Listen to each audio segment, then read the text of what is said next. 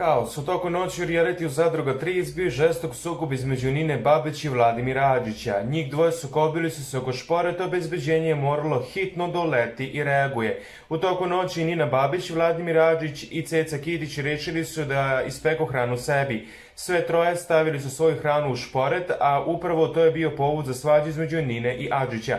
Kako Ceca poslednja stavila svoj krompir u šporet, Adžić je to užasno zasmetalo jer je mislio da će njegovi hrani trebati tako više vremena da se ispeče, pa je izvadio Cecin krompir. To je užasno naljutilo Ninu koja ga je napala. Pusti ljude da spremaju hranu, nemoj da si tako sebičan.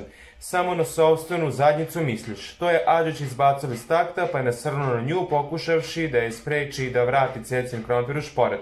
Žestoku svađu nije uspelo da prekine čak ni obezbeđenje koje je uletelo ni u jednom trenutku ih nije ostavljalo sam.